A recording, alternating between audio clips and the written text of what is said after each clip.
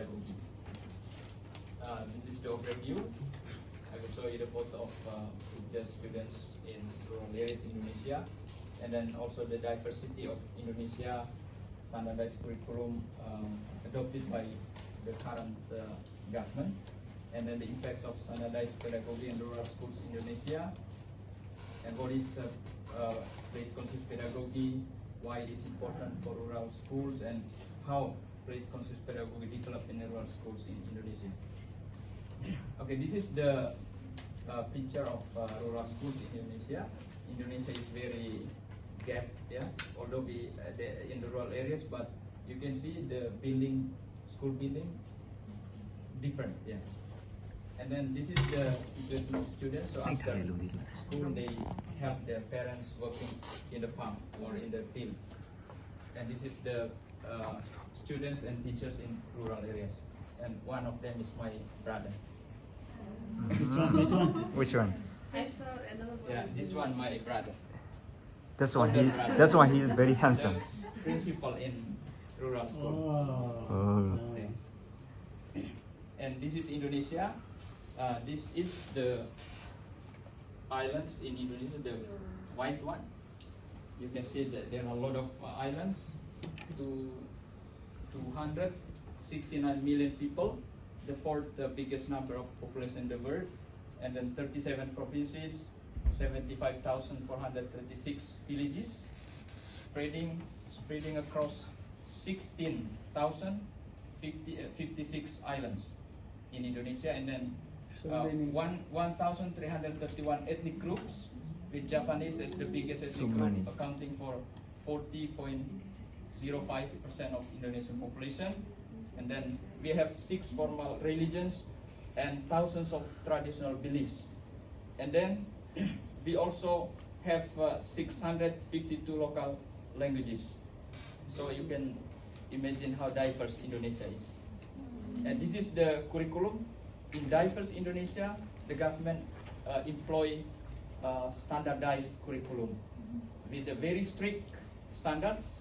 You can see standard of graduate, standard of content, standard of process, standard of assessment. Everything is standardized. And then after I learned here, I understand that my country adopts global education reform that focus on standardization of education, and then system of accountability, very strict accountability, and then increased emphasis on numeracy and literacy. And this is the fact in Indonesia. And then applying national standardized tests for junior and senior high schools for accountability system.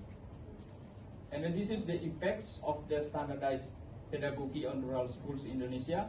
The first is teaching and learning become increasingly placeless, disconnect from places, because they have to revert to the standards. So they have no creativity, innovation to develop pedagogy based on their needs. And then teachers' role in student assessment are constrained due to the standardized assessment by the external agency. So the government create the assessment for schools. So one type of assessment. And then the next is local differences and particularities are undervalued and neglected from teaching and learning, because they have to achieve the standard set by the governments. And then students' uniqueness and specific needs, such as students' different learning style, levels of motivation and aptitudes, are undermined and not considered in classroom pedagogy. The next is teacher innovation and creativity in teaching is constrained by standardized pedagogy.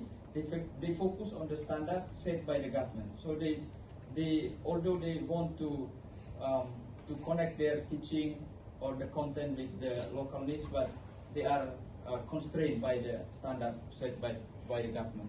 And the next is artificial classroom activities such as drilling, memorizing, and test-taking strategies leading to teaching for the test exist due to the standardized assessment. Because of the standardized assessment, so teachers spend a lot of time to prepare students for the test.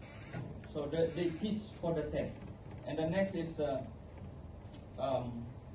schools are absent to solve actual issues in their places, such as inequalities resulting from issues of class, gender, ethnicity, place, and environment. You know that the problems in rural areas are very complex. That's why schools need to participate to contribute to solving the problems. But because of the curriculum, schools cannot do that. So, what is the place-conscious pedagogy? Place-conscious pedagogy is conscious of place where the pedagogy is employed and recognizes the values and principles inherent in places. The next is local community is viewed as a resource for learning and teaching. And the next is a pedagogy which facilitates authentic learning that aligns the content of the curriculum with the teaching practice and with the students' needs. And the next, the pedagogy which is aimed at reinforcing children's bonds to other people and to places where they habit. So